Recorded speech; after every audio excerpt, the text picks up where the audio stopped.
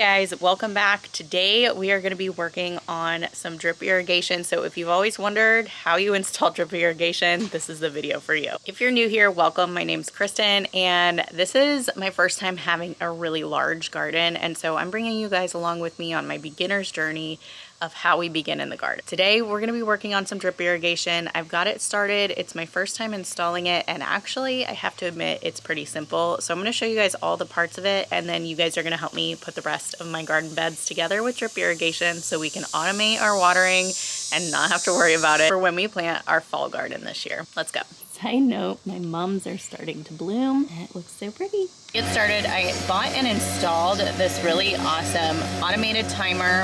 It's actually a smart timer, so you can hook it to your phone. It was super easy to install and I just absolutely love it so far. And then we've got a couple pieces here that are really important. So this first part right here is called a pressure regulator. That's gonna make sure it has the right pressure going to our line. And then below that right here, this is the adapter piece. So you'll wanna make sure you have at least these pieces. Timers are obviously optional, but very helpful. I'm gonna put a list below for you guys of all of the things that I used for my drip line system, so that way you know exactly what you do and don't need to get started. Some things you're gonna need are main line. Now this line does not have any holes in it. This is just basically gonna direct the water to where you want it to go, and you can easily cut it and change directions whenever you need to. For example, I have my main line starting here, and then I've attached an elbow piece to it and continued it down this way.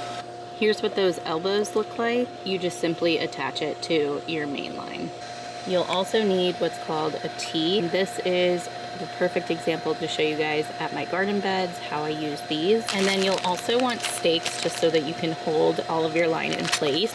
So just to show you my setup, I started here at this water spigot, and mine temporarily comes down the side and through my yard, which isn't ideal, and then to the back of the bed. Eventually, we're about to go through an entire backyard renovation, and so eventually we'll add a spigot over here so that I don't have to run any of this through the yard. But until that project is done, they're gonna be ripping up all of the grass and all of the irrigation in the yard, so I just don't want it to get interrupted. So temporarily it runs through my yard and down the back sides of the bed. You'll see I've got my T connected here, and then here I hit an elbow to bring it up, and then right here we've got what we call a shutoff valve. And the shutoff valve, you want one on each bed just so that if you need to turn off one of the beds for some reason, maybe you don't want to water it that day, or maybe you just don't have anything in that bed currently, then you can shut it off. And then I brought the line down to here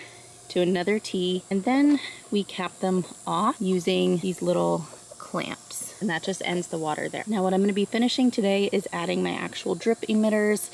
I add a drip line with little drip emitters every 12 inches.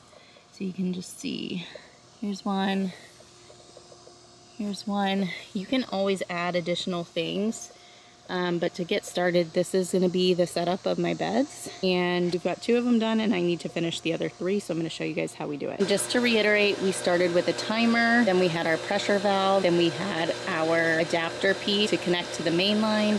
We've got our elbow, main line, elbow, and elbows are just, again, used anywhere you want to turn a corner. Then these little guys here, these are your end caps that I showed you, and you just simply bend your main line, connect it to cap that off. The other pieces we'll be using today is this little tool just to poke holes and add my drip line in. We'll also be using these barbed couplings to attach the drip line to the main line. And then we also have the double-sided goof plugs. Now these can be used to patch up a hole. You can patch a hole if maybe you poked a hole in the wrong spot.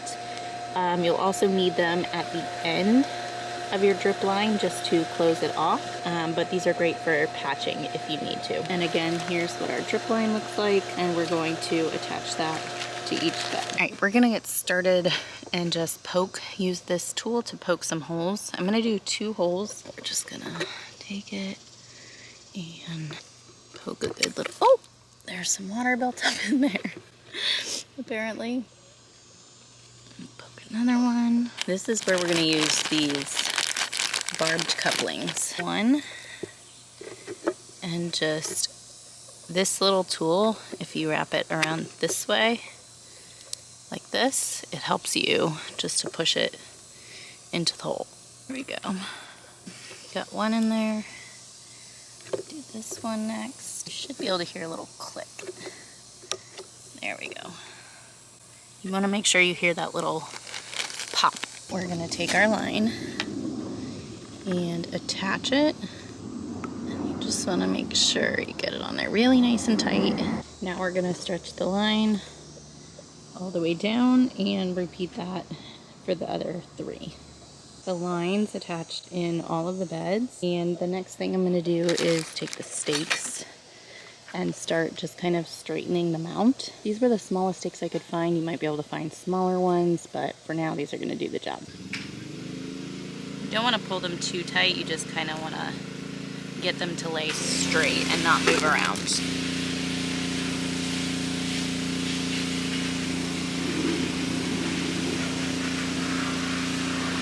Okay, now before we add the goof plugs, all of the beds are laid out now, and I'm going to leave the ends of them open before we put these goof plugs in so that we can run water through all the lines and just test everything, make sure they're all working properly, and get all the dirt out. So I'm going to show you guys how this app works. You can schedule your timers. I'm just going to run everything for about 4 minutes, and we should see in a minute the water running through here. So I'm just going to go ahead and hit run, and I can feel the water kicking on. You hear it, and we should see it starting to come out these ends.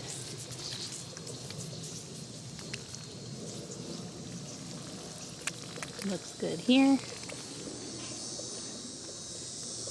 Everybody looks good here. They'll come out of the drip line even stronger once I plug them at the ends. Looks like we do have a little leak right here, so I might have to put a goof plug in there, and I might need to move this guy over. I will say sometimes when poking these holes through, you can get them to poke all the way through, so we might just have to patch that one up. Other than that, everything looks good, and we can add our goof plugs in now. Okay, here's the final step. We're gonna take these little goof plugs and just plug in the ends of each one of these lines. Just like that. Oops, wrong side. Now I'm just gonna do that to the other 2 beds, and then we'll be done. And that's it. It is honestly that simple. I will say, as a first timer, I was really kind of like overwhelmed by the idea of adding my own drip irrigation, but after research, I felt like this was the best way to go. It was super user-friendly, very easy. You can get everything you need at Home Depot or Lowe's or online. I'll add a free resource for you guys below with everything that I used in mine. I think that if you're just starting out and you're a beginner like I am, this is the perfect route to go. Obviously, if you have a larger garden, you might need multiple different zones and things like that, and obviously there's a lot of different drip emitters and things that you can get, but I think as a beginner this was the perfect way to go. And if you're wanting to learn about composting and you're brand new to that, check out this video here in the corner on how I added my worms to my compost bins, and make sure you check out my previous videos, and make sure to subscribe to my channel for future videos on learning how we begin in the garden.